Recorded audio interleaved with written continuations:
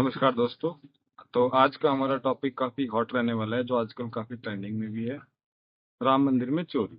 आजकल आपने सुना होगा कि हमारा जो राम मंदिर, जो हमें काफी वर्षों बाद, काफी स्ट्रगल करने के बाद हमें हमारा जो प्यारा राम मंदिर मिला था, उसमें अब चोरी हो चुकी है। तो आज का टॉपिक यही है, आइए इसको समझते हैं कि राम मंदिर में चोरी क्यों हुई और कैसे हुई। आज इसकी पूरी कहानी मैं आपको बताने वाला हूँ। तो देखो, राम मंदिर हमारे लिए, हिंदुओं के लिए काफी एक बहुत पुराना मुद्दा था। और काफी सालों तक हमने इसके लिए लड़ाई भी लड़ी, और काफी और बिल्कुल लीगल लड़ाई लड़के हमने इसको हासिल किया। ठीक है। और मतलब एक तरह से हिंदुओं के जो सेंटिमेंट्स थे वो इस मंदिर के साथ इतने ज्यादा, इतने गहरे थे कि इतना पेशेंस करने के बाद हिंदुओं को अपना एक राम मंदिर मिल पाया था। ठीक है। तो हमारे जो इमोशंस थे ना इस मंदिर के साथ, बस उसी चीज का फायदा उठाया गया है, और इसी का फायदा उठा के राम मंदिर में कुछ लोगों ने चोरी करा। ठीक है। तो चोरी कैसे हुई, हम आज इसके बारे में काफी गहराई से एक विश्लेषण करेंगे। तो देखो, चोरों को पहले से ही इस बात का अंदाजा हो गया था। जिस दिन राम मंदिर का फैसला आया था, उसी दिन से कुछ लोगों के दिमाग में ऑलरेडी ये सब आ चुका था कि राम मंदिर के साथ काफी सेंटिमेंट्स लोगों के जुड़े हुए हैं। और उनको ये चीज क्लियर थी कि हमें इनके इन्हीं सेंटिमेंट्स का हमें फायदा उठाना है। ठीक है। तो प्लानिंग शायद उन लोगों ने उस टाइम से ही कर ली थी। जैसे ही राम मंदिर का निर्माण होना शुरू हुआ था, तो उन्होंने एक ट्रस्ट बनाया था। क्योंकि जब राम मंदिर का निर्माण शुरू होना था, वो किसी सरकारी पैसे से नहीं हुआ था, वो हिंदुओं के पैसे से ही शुरू हुआ था। तो उनके लिए उन्होंने एक ट्रस्ट बनाया था, जिसमें हिंदू जितना चाहे अपनी मर्जी से दान दे सकता है। ठीक है।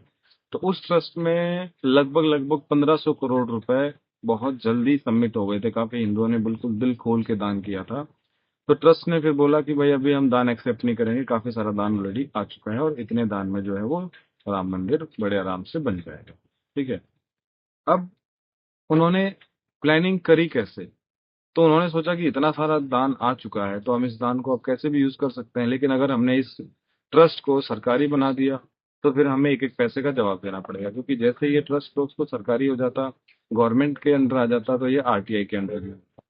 तो अगर किसी को भी डाउट होता, तो कोई भी इंसान इसके ऊपर आरटीआई लगा के इसकी सारी जानकारी, भाई कितना पैसा कहाँ आपने खर्च किया, कितना पैसा आपने किस चीज में लगाया, इस चीज के बारे में वो सारी जानकारी निकलवा। तो सबसे पहली प्लानिंग उन लोगों ने यही की कि चलो एक काम करते हैं, हमारी चोरी ना पकड़ी जाए, इसलिए हम इस ट्रस्ट को ऑटोनोमस कर देते हैं। मतलब एक तरह से प्राइवेट कर देते हैं। अब प्राइवेट किसी की चीज हो गई, अगर आप उससे कोई इन्फॉर्मेशन मांगोगे, आपको अगर डाउट भी हुआ कि भाई हमारे राम मंदिर में चोरी हो रही है, तो वो उसकी जानकारी बिल्कुल नहीं देगा, क्योंकि उसने पहले ही बोल दिया कि भाई हम तो ऑटोनोमस बॉडी है, हम इसके लिए मतलब लायबल नहीं है कि हम आपके किसी भी सवाल का जवाब दें। ठीक है। तो जब निर्माण शुरू हुआ ना, तो उसके लिए रोड़ी, रेती, क्रशर, बजरी या सरिया, जो भी कुछ आया गया, देखो सिंपल सी बात है, अपने आसपास भी आप देख सकते हो, कोई छोटा मोटा प्रोजेक्ट चलता है, गवर्नमेंट प्रोजेक्ट या प्राइवेट प्रोजेक्ट, आप उसमें क्लियरली देख सकते हो। और आम आदमी क्या, सारे लोगों को पता होता है कि इसमें भी घपला हुआ है, इसमें भी लो क्वालिटी का मटेरियल यूज किया है ना। और अगर लो क्वालिटी का मटेरियल यूज नहीं भी हुआ होगा, तो जो मटेरियल यूज हुआ है, उसका जो प्राइस होना चाहिए था, उससे डबल या 10 गुना प्राइस लगा के उसका बिल जो है वो पास कराया है ना। धांधली तो मतलब हर जगह होती है, ये तो एक नॉर्मल सा इंसान भी जानता है। आजकल भी ऐसी बहुत सारी रील्स आ रही है, जिसमें जो सड़क बन रही है उसको लोग हाथ से उखाड़ देते हैं। ठीक है। जो पुल बन रहे हैं वो पुल गिर जाते हैं, कोई भी पुल लीक कर जाता है। और जितना भी राम मंदिर बना था, वो राम मंदिर भी जो है, मतलब उसकी जो छत है वो भी टपकने लगी थी। तो मतलब धांधली तो होती है। तो धांधली जो है वहीं से शुरू हो गई थी, और काफी बड़े लेवल से शुरू हुई थी। क्योंकि जो मैं उसमें जो ट्रस्ट के जो मेन सदस्य थे, वहां पे एक आदमी ने, इंजीनियर ने बताया भी था कि भाई जो स्टील वहां पे आ रहा है, या जो भी मटेरियल है जो आ रहा है वहां पे, उसमें जो प्राइस है उसका उसका प्राइस 1.5 गुना से 2 गुना तक करके बताया जा रहा है। बाद में जब उस इंजीनियर ने ऑब्जेक्शन उठाया, तो उसी पर वहां के किसी आदमी ने उनको बताया कि जो हमारे सीनियर हैं, मतलब इस ट्रस्ट में जो मेन मेंबर्स हैं, उनको 30 to 40% कमीशन यहाँ से जाता है। ठीक है। बाद में उसने उसको मतलब वो लोगों को बताने की भी कोशिश की, लेकिन बाद में उस इंजीनियर को ही टर्मिनेट कर दिया गया, वहां से उस मुद्दे को दबा दिया गया। ठीक है। वहां से फिर जो हाई लेवल के लोग थे, उनको लगा कि भाई बात डायरेक्ट हम तक ही पहुंच रही है, कहीं हम ही ना पकड़े जाएं। तो इसलिए उन लोगों ने क्या किया, ट्रस्ट में ये बोला कि भाई हमें ट्रस्ट में काफी और लोगों की जरूरत पड़ेगी, क्योंकि जब मंदिर स्टार्ट होगा, तो उसके बाद मंदिर में काफी सारा दान आएगा, और लोग पैसे, सोना, चांदी, सब कुछ जो है डोनेट करके जाएंगे मंदिर में। तो उन सब की रखवाली के लिए, उन सब की काउंटिंग के लिए हमें और बंदे चाहिए होंगे, तो उन लोगों ने फिर अपने बंदे जो हैं वो मंदिर में घुसाने शुरू किए। तो जो हाई लेवल के लोग थे उन्होंने, किसी ने अपना मामा घुसा दिया, किसी ने अपना ड्राइवर घुसा दिया, किसी ने ड्राइवर का बेटा घुसा दिया, किसी ने अपना जीजे को घुसा दिया, किसी ने अपने साले को घुसा दिया। मतलब एक तरह से जो एक प्रोफेशनल तरीके से वर्क होना चाहिए था, क्योंकि देखो राम मंदिर छोटा मोटा मंदिर नहीं है, वहां पे लाखों करोड़ों अरबों का दान आता हो, ठीक है। और ऐसे दान को अच्छी तरह से, मतलब काउंटिंग करने के लिए, उसकी ऑडिट करने के लिए एक प्रोफेशनल तरीके से चीजें हायर होनी चाहिए थी। लेकिन जैसे होता है ना, पहले टाइम पे सरकारों में होता था कि भाई ये मेरे मामा का लड़का है, चलो इसको हायर कर लो, इसको जॉब दे दो। तो मतलब इस तरीके से उस ट्रस्ट के अंदर कुछ जो लोग थे वो हायर किए गए। उसके बाद ऑडिट के लिए एसबीआई को बुलाया गया। एसबीआई के कुछ सीनियर्स आए और ऑडिट के लिए उनको रखा गया। और वहां पे जो काउंटिंग वगैरह होनी थी, काउंटिंग रूम बनाया गया, उससे लगभग 1 से 1.5 किलोमीटर दूर राम मंदिर के आसपास ही वहां पे काउंटिंग रूम बनाया गया। और काउंटिंग रूम में फिर जो कैमरे वगैरह लगाए गए, वो कैमरे भी टीसीएस कंपनी है, टाटा की कंपनी है टीसीएस, टाटा कंसल्टेंसी सर्विस, उसको ये प्रोजेक्ट दिया गया कि भाई आप जो है हमारे मंदिर में जो भी कैमरे लगेंगे उसकी रेख रखवाली आपको ही करनी है। ठीक है, तो मतलब इस तरीके से एग्जीक्यूट वगैरह किया गया। अब उनका प्लान ये था कि जो छोटे मोटे बंदे हमने हायर किए ना, अब घपले जो हैं वो यही करेंगे, हम तो नहीं करेंगे, जितने घपले करने हैं अब यही लोग करेंगे। क्योंकि जनरली क्या होता है, और मैंने भी काफी सारे गवर्नमेंट ऑफिशियल्स में ये देखा है कि जो बड़े लेवल के अधिकारी होते हैं वो जल्दी से घपले नहीं करते, वो छोटे मोटे घपलों में अपना हाथ ही नहीं डालते, क्योंकि उनको पता है जिस दिन हम पकड़े गए, जो छोटे लेवल के बंदे हैं इनको आगे कर देंगे और हम बच जाएंगे। ठीक है। तो ये जो छोटे मोटे लोग थे, जिसमें हेल्पर था, जैसे दान पेटी के पास उसकी रखवाली करने वाला, फिर दान पेटी से निकाल के नोटों को बेसमेंट तक ले जाना जहाँ पे काउंटिंग वगैरह होती थी, वहां पे जो काउंटिंग वाले बंदे हैं, मतलब इन सारे लोगों ने धीरे धीरे चोरी करना शुरू किया। अब पॉइंट ये है कि चोरी की कैसे। तो चोरी करने के लिए देखो, सबसे पहले उन्होंने क्या यूज किया, बाथरूम को यूज किया। ठीक है। उसके बाद उन्होंने काफी सारी चीजों को अपना हथियार बनाया, जैसे जो जेब थी उसमें कुछ नोट थोड़े थोड़े करके, 500 500 के, कभी 10 नोट, कभी 5 नोट, जो पकड़ में ना आए, ऐसे करके धीरे धीरे उस बेसमेंट से बाहर लेके जाने लगे। और जब लोगों को डाउट हुआ थोड़ा थोड़ा, तो फिर उनको क्या किया गया, जो कपड़े थे वो कपड़े बिना जेब के पहनाने लगे। ठीक है। तो फिर उन लोगों ने और दिमाग लगाया, उन लोगों ने वो जो पैसे थे वो बाथरूम में छुपा के रखने शुरू कर दिए, एक पॉलिथीन में डाल के बाथरूम में छुपा के रख देते थे, और बाद में जब कभी मौका मिलता तो वहां से बाथरूम से वो पैसे निकाल के ले जाते। ठीक है। तो ऐसे ही चलता रहा काफी दिनों तक। उसके बाद जब ऑडिट की टीम आई एसबीआई की, उन्होंने ऑडिट करके देखा तो उनको लगा भाई जिस हिसाब से चंदा आ रहा है, जिस हिसाब से दान आ रहा है, उस हिसाब से अगर देखा जाए तो काफी घपला लग रहा है। मतलब काफी सारे चीजें पकड़ में आ रही हैं कि भाई इतना तो नहीं होना चाहिए, पैसे जो है उनका लेन देन जो है वो काफी ऊपर नीचे हो रहा था। तो फिर एसबीआई ने जो है उनके ऑफिशियल्स को बताया, उनके हाई लेवल को बताया कि भाई आपके काम के जो चंदे आ रहे हैं, तो जो भी दान पुण्य आ रहा है उसमें काफी घपला हो रहा है। लेकिन उनके सीनियर्स को, क्योंकि वही सब शामिल थे उस चीजों में, उन्होंने बिल्कुल डिनाई कर दिया कि नहीं ऐसा कुछ नहीं है। उन्होंने मतलब बिल्कुल इग्नोर कर दिया उन्होंने। एसबीआई ने तो बता दिया लेकिन उन्होंने बिल्कुल इग्नोर कर दिया। ठीक है। उसके बाद जब ये चीजें ज्यादा हाईलाइट होने लगी तो उन्होंने अपने चोरी करने का पैटर्न ही बदल दिया। अब वो लोग क्या करते थे, अब वो कैमरा को देखते थे कहाँ लगे हुए, और जैसे सामने कैमरा लगा हुआ है तो वो उसको बिल्कुल उसकी पोजीशन को ब्लॉक करके खड़े हो जाते थे 3 4 लोग। और ब्लॉक करके खड़े होने से क्या होता था, पूरा पॉइंट जो है वो हाइड हो जाता था कि सामने कुछ दिख सके। तो अब उन्होंने इस तरीके से चोरी करनी शुरू की कि कैमरे को हाइड कर देते थे और कुछ पैसे निकाल के ले जाते थे। एक तरीके उन्होंने और अप्लाई करनी शुरू की। वो क्या करते थे, मंदिर ने डिसाइड किया था कि भाई अगर आप नोट काउंटिंग करोगे तो पहले सारे नोट को एक तरफ इकट्ठा करोगे, जैसे 10 10 के नोट उनको अलग कर दिया, 20 20 के अलग कर दिए, 100 100 के अलग कर दिए।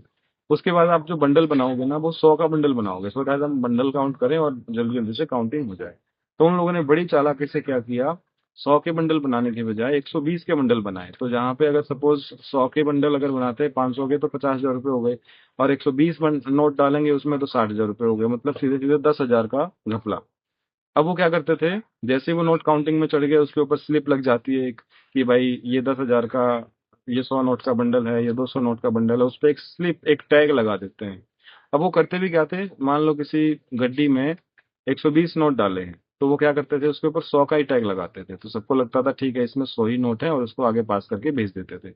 और जैसे उनको मौका मिलता था, वो उस 100 के बंडल में से, 120 के बंडल में से 20 नोट निकाल लेते थे और 100 के 100 ऐसे ही छोड़ देते थे। तो मतलब इस तरीके से उन्होंने बहुत सारी नई नई टेक्निक्स का यूज किया और काफी ज्यादा पैसों की चोरी की। ठीक है। तो मतलब इस तरीके से मतलब काफी पैसे का घपला हुआ, काफी पैसे का घपला हुआ। अब जैसे काफी लोगों की जो रखवाली थी, काफी लोगों की जो ड्यूटी थी, वो दान पेटी के आसपास भी होती थी। काफी लोगों ने सोने के जूते या सोने की मूर्ति या चांदी की चप्पल या कुछ भी ऐसा डोनेट किया तो उसकी स्लिप नहीं दी। उन्होंने बोला हम इसको चेक कराएंगे पहले और चेक कराने के बाद हम आपको इसको रिसिप्ट देंगे। काफी लोगों का एक ब्लेम है, ये इल्जाम भी है कि भाई हमने इतनी सारी चीजें डोनेट की हैं, सोने का हमने ये दिया था, चांदी की हमने ये दी थी, लेकिन आज तक उसका कोई रिसिप्ट नहीं है। कोई भी रिसिप्ट हमें अब तक प्राप्त नहीं हुई। मतलब वो भी एक तरह से चोरी ही हुई, वो भी एक तरह से उन लोगों की जेब में ही गया। ठीक है। और अच्छा, जैसे दान पेटी को खोला जाता था तो उसको खोलने के बाद उसके अंदर सोने चांदी के, क्योंकि कुछ लोग क्या करते हैं, दान पेटी के अंदर सोने चांदी के छोटे छोटे बिस्किट वगैरह होते हैं या कुछ भी छोटे मोटे झुमके होते हैं या कुछ भी होते हैं, उसके अंदर डाल देते हैं। अब वो क्या करते हैं, दान पेटी के अंदर से ही गायब कर लेते हैं कैसे ना कैसे। जैसे ही दान पेटी खुलती है या बीच में से जो ले जाने का टाइम है मंदिर से लेके बेसमेंट तक का, उसके बीच में ही कहीं ना कहीं गायब कर देते थे। मतलब इस तरीके से लेके सोने चांदी की जो चीजें हैं उनको भी गायब करना शुरू कर दिया। ठीक है। अब डाउट कब जाना शुरू हुआ? डाउट तब जाना शुरू हुआ जब जो कैमरे लगे हुए थे ना, उनकी जो ब्लॉकिंग पोजीशन थी, उनको देख के सबको लगा कि ये जो ब्लॉक कर रहे हैं ना, ये जानबूझ के ब्लॉक कर रहे हैं। उसके बाद उन लोगों ने उसमें जो काउंटिंग रूम था उसमें बिना किसी को बताए हिडन कैमराज छुपा के रख दिए, किसी गमले में या किसी गेट के टॉप पे या कहीं और। हिडन कैमरे जो है वो छुपा के रख दिए। जब हिडन कैमरे छुपा के रखे गए तो उस कैमरे में वो कैद हुई चोरी करने वाली तस्वीर। तब उनको समझ में आया कि अच्छा, चोरी ऐसे हो रही है और यहाँ से हो रही है। दूसरी चीज, दूसरा जो डाउट हुआ था वो यहाँ से हुआ था कि जो भर्ती किए गए थे ना काउंटिंग के लिए और दान पेटी की रखवाली के लिए, वो बहुत ही आम आदमी थे। मतलब कोई ऑटो रिक्शा चलाता था, कोई चाय बेचता था, कोई रेडी लगाता था, मतलब इस टाइप के सारे काम करते थे। लेकिन विद इन ए ईयर उन लोगों ने काफी करोड़ों की जमीन भी खरीद ली, दो तीन फ्लैट का मतलब दो तीन फ्लोर का घर भी बना लिया और मतलब गाड़ी भी खरीद ली, और मतलब काफी उनकी लाइफ में एक तरह से चेंजेस आए। तो ये सब देख के भी लोगों को डाउट होने लगा कि भाई पक्का ये कोई ना कोई घपला तो कर रहा है। ठीक है। उसके बाद पुलिस ने जो है उन लोगों के घर पे छापा भी मारा और काफी सारा कैश बरामद हुआ और काफी सारे सोने चांदी के गहने भी बरामद हुए। ठीक है। तो मतलब इस तरीके से जो है राम मंदिर में चोरी हुई। तो बेसिकली देखा जाए ना तो धर्म को मतलब एक तरह से ना बिजनेस बना दिया है पूरी तरीके से। मतलब ये है कि हिंदुओं की आस्था के साथ खिलवाड़ करो, उनसे पैसे लूट लो और अपना मजे करो। लेकिन उन गधों को ये समझ नहीं आ रहा कि कर्मा रिटर्न करता है। आज वो चोरी कर रहे हैं ना, हो सकता है वो अपनी कब्र के लिए ही पैसे खरीद रहे हो, वो पैसे की चोरी कर रहे हो, सॉरी। हो सकता है वो जो पैसे की चोरी कर रहे हैं ना, वो अपनी कब्र खोदने के लिए ही कर रहे हैं। ठीक है। ये उनको अभी समझ नहीं आएगा, जब उनकी औलादें बड़ी होंगी, उनको उन्हीं के पिछवाड़े पे जब वो लात मारेगी ना, तब समझ में आएगा। उनकी जब औलादें बड़ी होंगी, नशेड़ी बन जाएंगी, गंजेड़ी बन जाएंगी और मतलब उन्हीं के सिर पे चढ़ के मूतेंगी ना वो उनकी औलादें, तब उनको समझ में आएगा उन लोगों ने क्या अचीव किया है। ठीक है। अभी तो समझ नहीं आएगा, क्योंकि राम मंदिर का जो अपोज करने वाली पार्टी थी, कांग्रेस पार्टी, आपको पता ही होगा, इतने सालों तक उन्हीं के वकील ने राम मंदिर का केस जो है वो लड़ा था। और उन्हीं के वकील ने और उन्हीं की पार्टी कहती थी राम जी तो काल्पनिक है। आज उनका हाल देख लो। वो किसी मतलब किसी लेवल के भी नहीं रह गए हैं। कांग्रेस पार्टी ऑलमोस्ट देश में खत्म हो चुकी है और जहां थोड़ी बहुत बची है उसको जानबूझ के बचाया जा रहा है, क्योंकि फिर अपोजिशन में कोई तो चाहिए। ठीक है। तो मतलब ये चीज लोगों को समझनी चाहिए कि वो लोग क्या चोरी कर रहे हैं और उस चीज से उनकी लाइफ में, उनकी आने वाली जनरेशन पे क्या इफेक्ट पड़ेगा। हो सकता है उनको नरक के दर्शन यही हो जाए। ठीक है। तो भाई मेरा आप लोगों से कहना सिंपल सा यही है, आप चींटियों को दाना खिला दो या मंदिर में पैसे डाल दो, बात एक ही है। लेकिन आपको समझ में आ रहा है कि मंदिर में पैसे डालने से उसको कोई ना कोई चोरी कर ले रहा है। ठीक है। तो बेटर यही है कि आप अपने पैसे से छोटा मोटा भंडारा कर दो, चींटियों को दाना डाल दो, गाय को रोटी खिला दो। मतलब एक मटेरियल वे में किसी के पास पहुंच जाना चाहिए और किसी जरूरतमंद के पास पहुंचना चाहिए।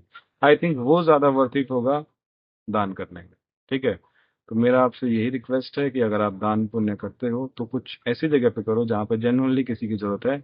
ब्लाइंडली किसी के हाथों में अपनी अपने पैसे मत दो। क्योंकि अगर आप ब्लाइंडली किसी, आप अभी ये सोचते हो मेरे पास इतना कहाँ टाइम है मैं उसका इलाज कराऊं, मैं उस गाय को रोटी खिला दूं, नहीं। खुद से करो सारे काम, खुद से सारे काम करना सीखो, सो दैट आपको कम से कम समझ में आए आपने जो दान दिया वो सही हाथों में गया है या नहीं गया। ठीक है। बस मेरी तरफ से इतना ही, बाकी आप मुझे बताना आपको क्या लगता है, आपको दान देना चाहिए मंदिरों में या नहीं देना चाहिए। ठीक है। तो मेरी तरफ से आज की वीडियो में इतना ही, बाकी मिलते हैं नेक्स्ट वीडियो में किसी और टॉपिक के साथ। तब तक आप जुड़े रहिए मेरे चैनल के साथ, चैनल को लाइक सब्सक्राइब शेयर जरूर करिएगा, और अपने व्यूज कमेंट की फॉर्म में आप यहाँ पे जरूर शेयर करें। ठीक है। तब तक के लिए बाय बाय, थैंक यू।